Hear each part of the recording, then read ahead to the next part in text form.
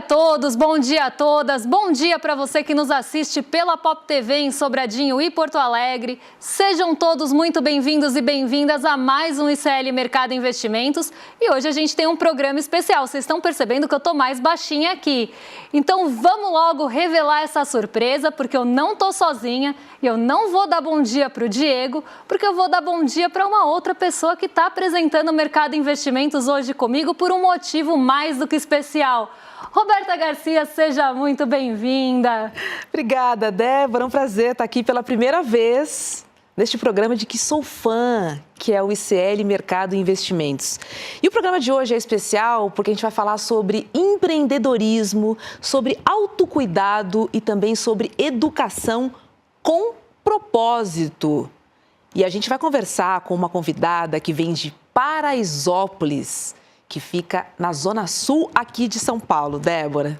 E essa convidada tem mais de 15 anos de experiência no mercado de luxo, então vamos tentar falar sobre isso também. Passou por Swarovski, passou por Marta Medeiros e ela resolveu empreender na quebrada. Então vamos entender e conhecer essa potência que está aqui com a gente. Pois é, o nome dela é Tati Cruz e ela é fundadora da Galáxia Beauty, da Galáxia Academy e também é cofundadora do Legado Paraisópolis. Tati é uma potência e também uma presença mais do que especial aqui no Mercado Investimentos. Tati, seja muito bem-vinda.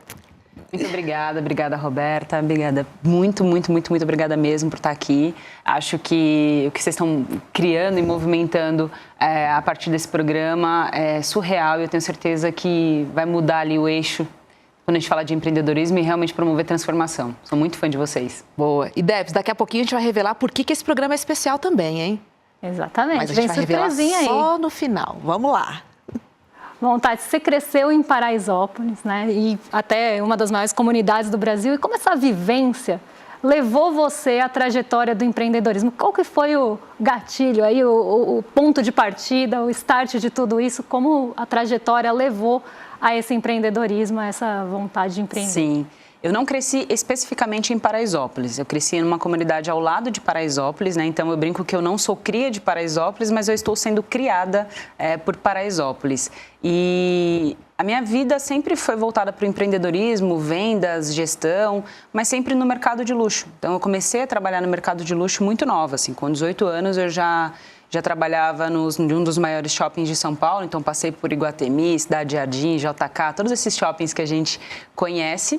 E aí, no pós-pandemia, eu fiquei incomodada de estar em alguns lugares, de começar a ouvir algumas pautas, de começar a ouvir as pessoas falando de empreendedorismo, mas e sempre de uma forma voltada para a comunidade, favela, sobre desenvolvimento, mas numa ideia muito fechada, como se eram coisas pensadas numa caixinha para levar para aquele território. E aí eu olhei e falei, gente, eu acho que eu posso contribuir muito mais. E aí o meu despertar empreendedor mesmo, de colocar a mão na massa, de resolver, de tentar movimentar o sistema, mesmo me achando muito pequena, mas através de conexões, veio a partir de, depois, né, da pandemia de Covid, de como eu poderia ajudar aquela estrutura, porque eu entendi que a gente poderia fazer muito mais dentro da rede que eu já trabalhava, mas para fazer conexões, sabe? Mas não para as pessoas de fora pensarem no que era interessante para dentro do território, mas a gente poderia pensar em camadas dentro do território para como para fora. Muito bom, Tati. Interessante você falar dessa visão de uma empreendedora da quebrada, né? Que certamente tem outra visão de uma empreendedora de lugares mais privilegiados. Agora, você fala muito sobre formar empreendedoras e não vendedoras. O que isso significaria na prática, já que o produto final é a venda, né? Exato.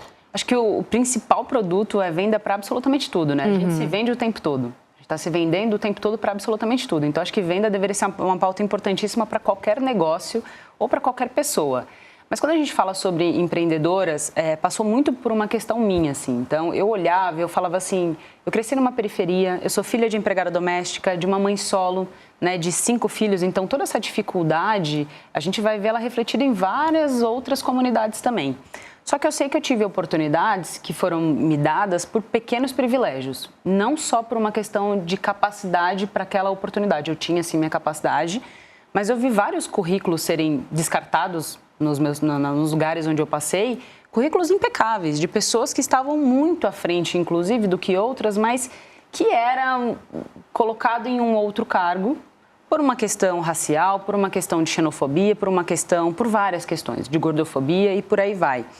Então, quando eu decidi empreender dentro da comunidade, mais do que falar sobre vendas, eu fui falar sobre empreendedorismo porque eu via, de fato, mulheres que tinham muito potencial, mas que não foi dada a devida oportunidade para essas mulheres se desenvolverem, desenvolver os seus negócios, desenvolver o que elas acreditavam, como me foi dada lá atrás. E como eu via que não era dada para outras pessoas.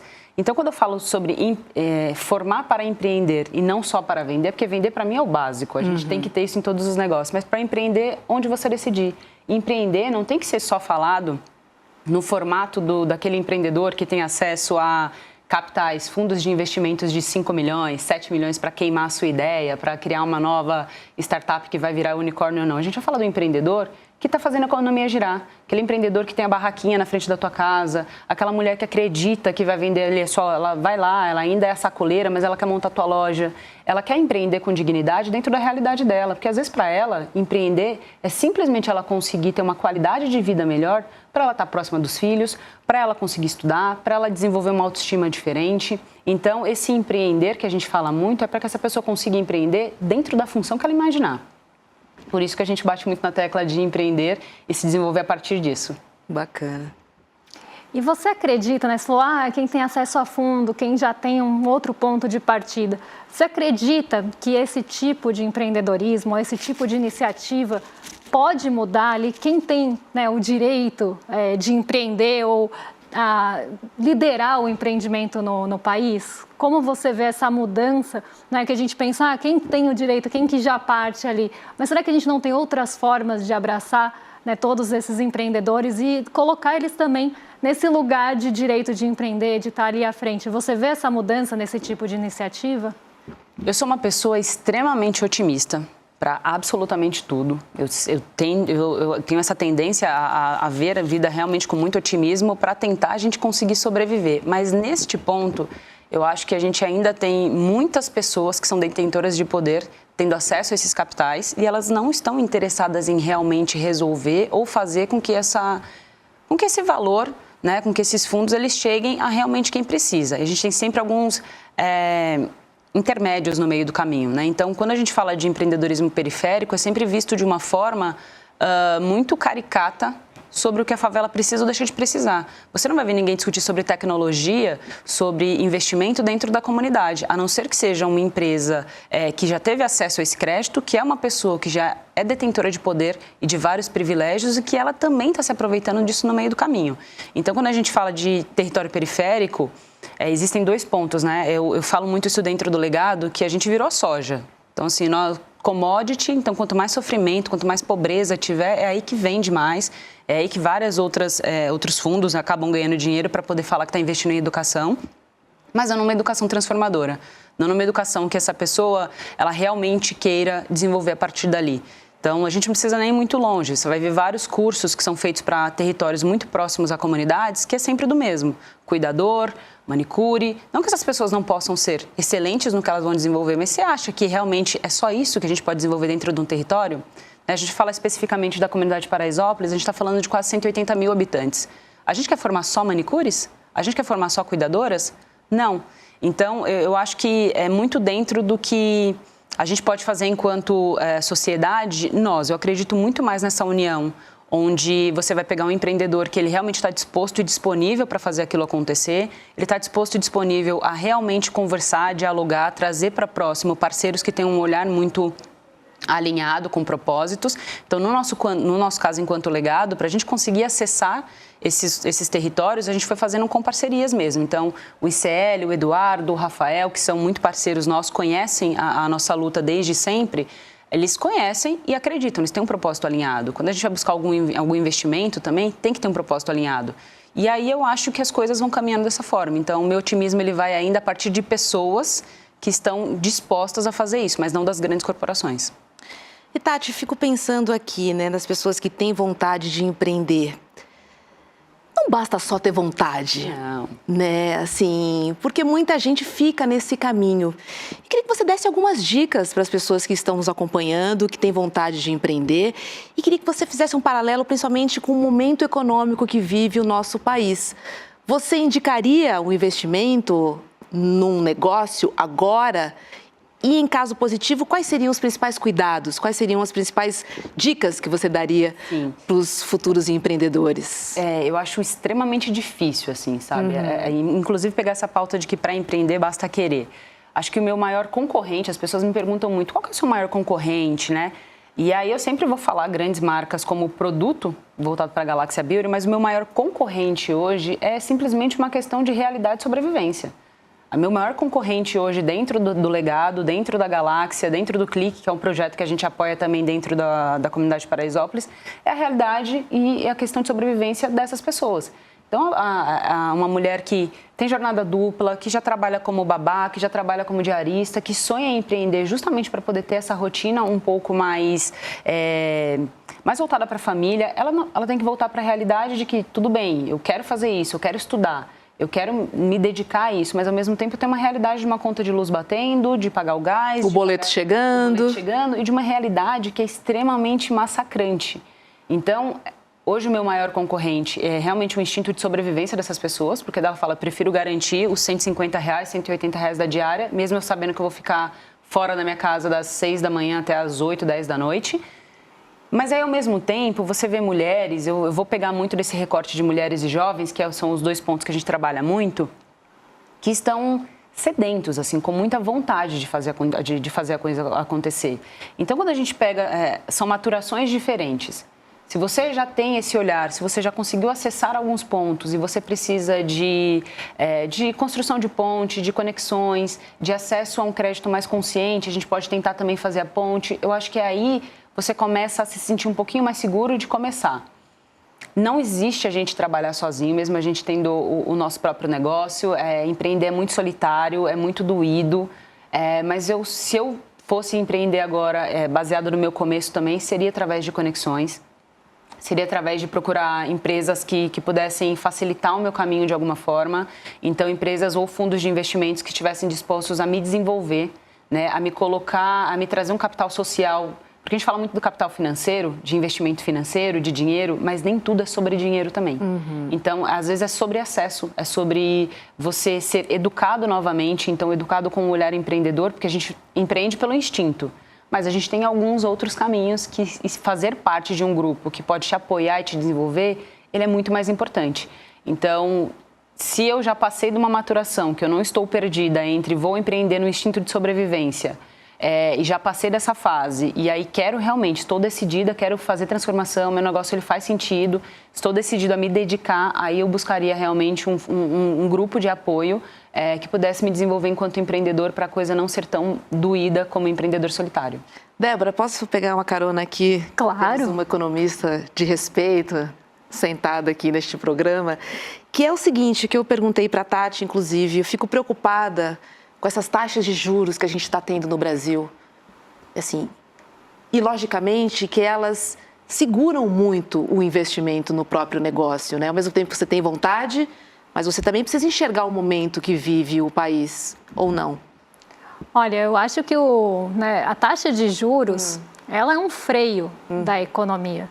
Então, se você começa a ter, por exemplo, um custo de crédito muito alto, como é que você vai conciliar isso? Por exemplo, como é que você vai conseguir um crédito mais barato num ambiente que a taxa básica de juros já está ali altíssima? Isso pode inviabilizar muitos projetos, porque você vai ter que comparar ali o seu custo de capital, né? O quanto você tem de partida como custo daquilo e quanto você vai ter ali para frente de lucro. Então, a taxa de juros ela acaba freando muitos projetos.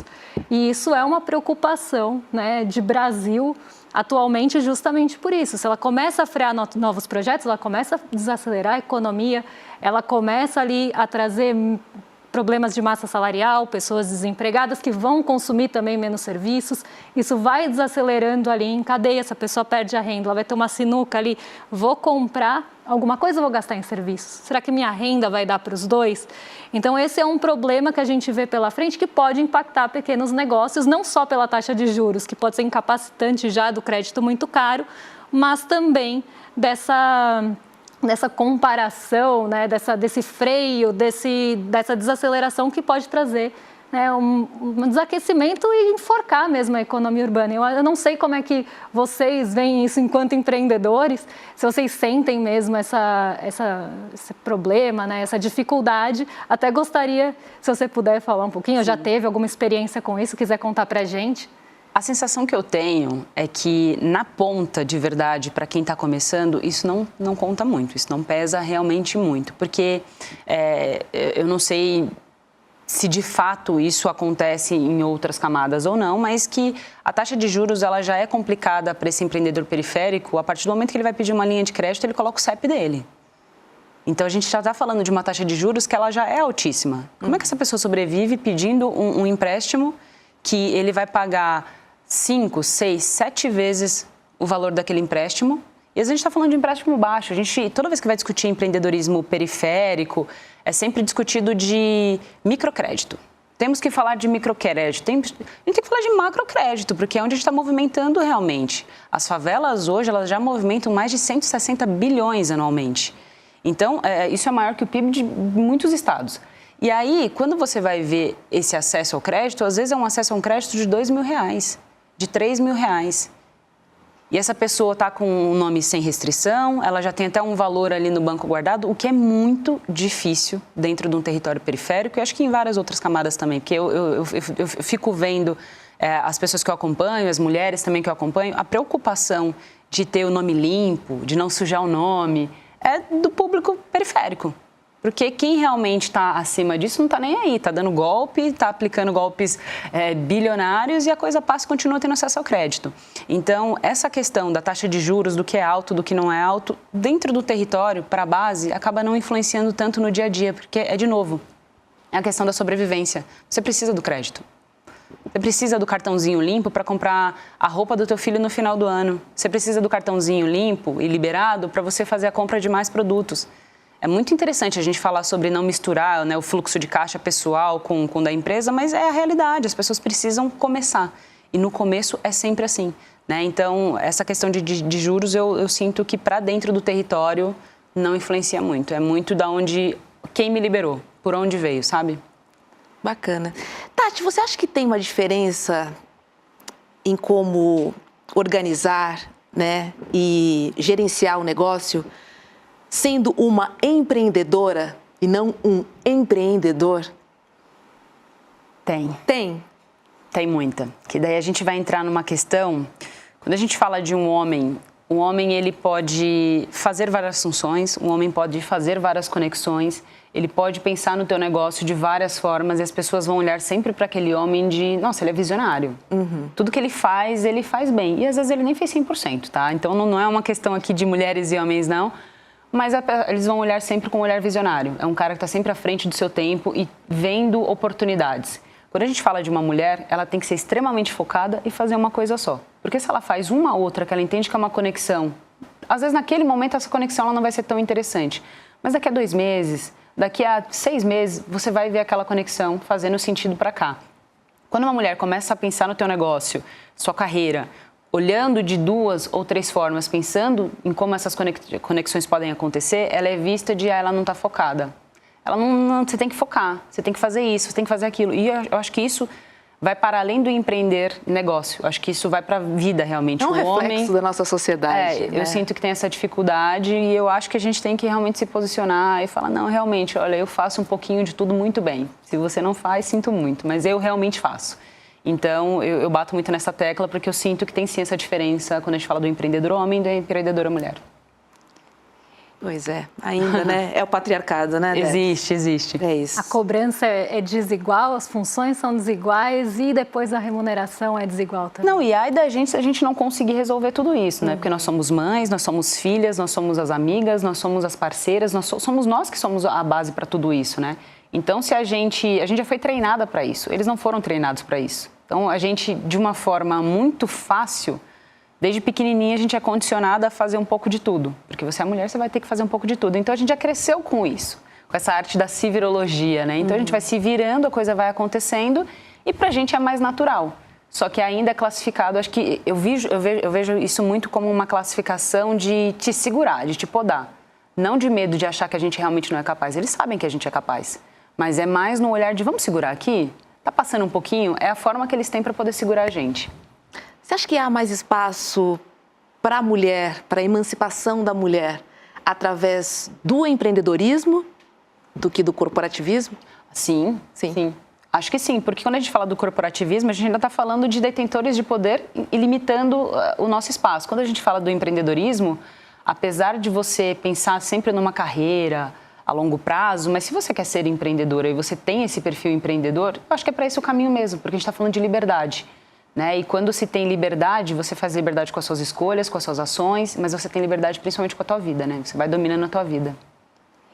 E a gente tem vindo aí o ICL Tank, né, que é um projeto aqui do ICL que vai colocar investimento em 7 empreendedores que trouxeram aqui. Esse projeto ele tem ali um viés de transformação, de mudança, né, até da visão desse empreendedorismo. O que você espera desses empreendedores do ICL Tank? Você tem alguma atitude, algum valor, alguma coisa que você espera desses participantes, já de pronto sabendo que é para transformação social, que tem impacto social, tem impacto ambiental?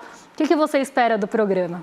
Eu estou super ansiosa, assim, muito feliz e ansiosa, porque eu acho que os propósitos, eles vão se encontrando no meio do caminho, né? Então, assim, tendo o ICL tão bem posicionado, né, em qual caminho quer seguir, qual desenvolvimento mesmo para o país que eles acreditam que seja o ideal, né, para esse momento, inclusive, eu acho que esses filtros foram acontecendo, inclusive de quem se inscreveu e acredita que é possível. Então, eu não tenho dúvidas, não sei quantos inscritos foram, quantos aceitos foram, mas eu não tenho dúvidas de que são pessoas que realmente querem promover transformação, querem promover territorialidade, querem promover cultura, e aí eu acho que é um grande acerto, assim, de poder investir, de poder desenvolver essas pessoas, de trabalhar com essa comunidade, porque é quem faz a diferença lá na ponta, né? Quando eu falo de ser otimista, é neste ponto. Então, eu acho que o otimismo ele tem que vir de pessoas que acreditam e falam, vamos desenvolver esse negócio, porque desenvolvendo esse negócio, ele vai conseguir desenvolver essa comunidade e aí a coisa vai crescendo em cadeia.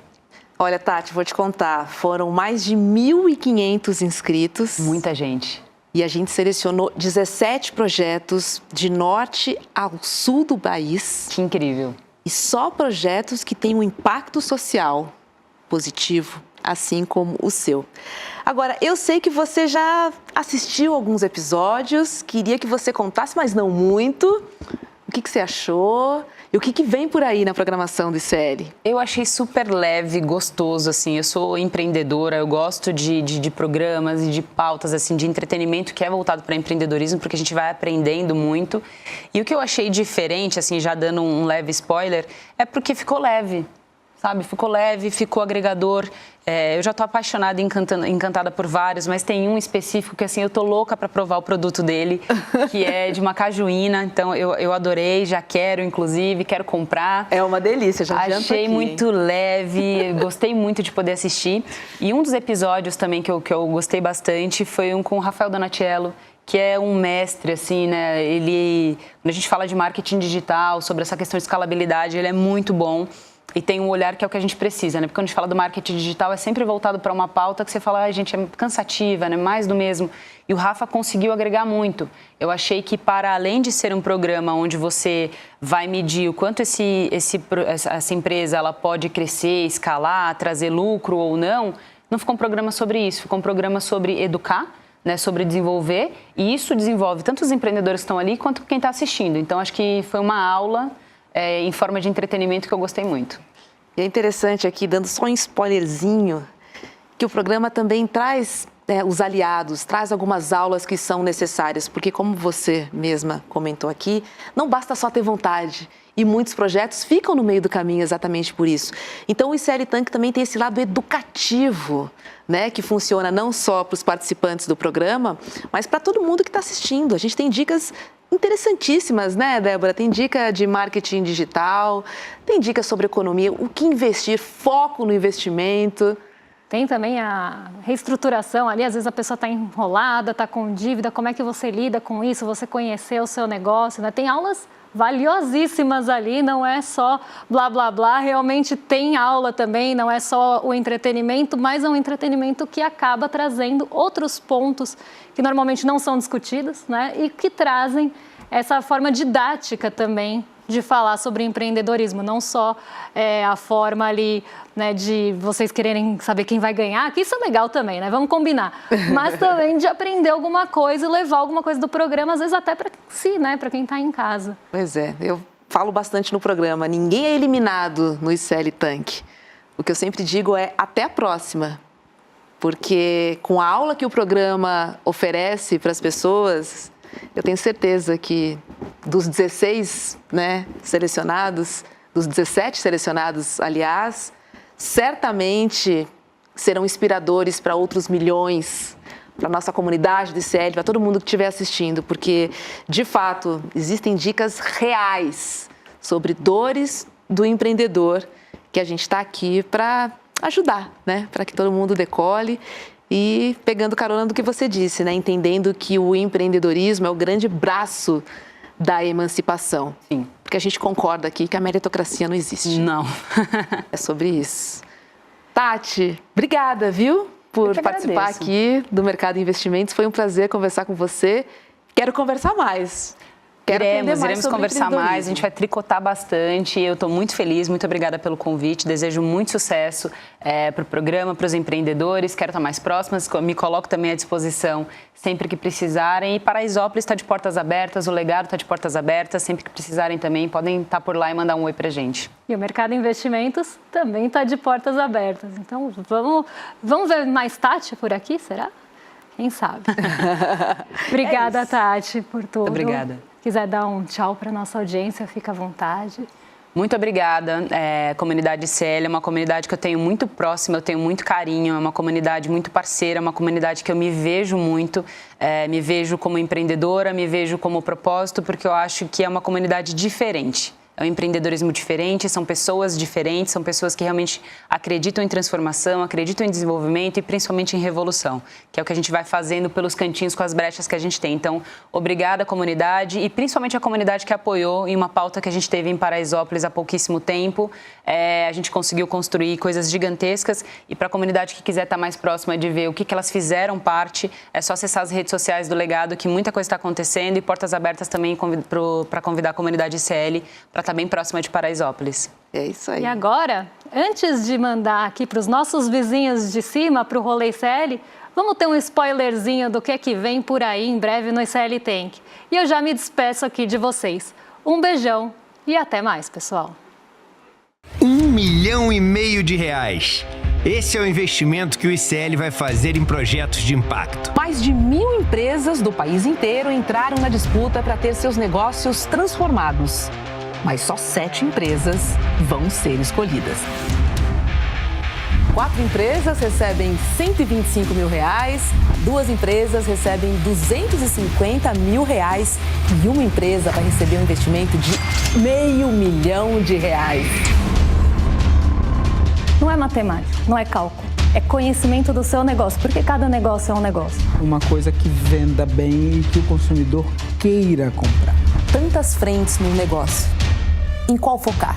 Muito orgulhoso disso que a gente está construindo junto, sabe? Isso tudo é muito especial. Quanto mais você fica nervoso, mais você trava o seu cérebro. Explorar um pouco nessa visão de marketing digital. E eles vão decidir se cada empreendedor passa ou não passa para a próxima fase. Tem gente que não sabe o buraco que tá. Eu queria lembrar que empreender é coisa séria, investir é coisa séria. É um momento difícil, mas o jogo precisa seguir.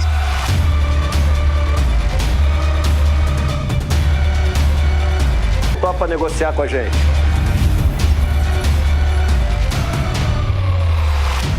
Se liga nisso que eu vou dizer, independente se você é de direita, de esquerda, quer ficar rico ou quer viver num mundo mais igualitário, a semente do caos está plantada. Existe um plano em curso E é um plano que, pelo menos, eles pensavam ser secreto para trazer o caos completo, para fazer com que a liberdade das pessoas seja extinta, para não deixar pedra sobre pedra nessa estrutura democrática que ainda existe. João César Castro Rocha, o professor que desvendou o plano da extrema-direita no Brasil, vai dar uma aula histórica e urgente no dia 15 de junho. O nome da aula, A Semente do Caos. A aula vai acontecer às 8 horas da noite e é gratuita aqui no ICL. Você precisa participar para saber desse plano em curso e poder, junto com a gente, fazer alguma coisa para enfrentá-lo, antes que seja tarde demais. O ICL está em todo lugar, na palma da sua mão, na TV da sua casa e até nos seus ouvidos. Para ir além da manchete e mergulhar com apuração e contexto de verdade, acesse iclnoticias.com.br. Siga o ICL, compartilha e vem com a gente. Informação para quem pensa.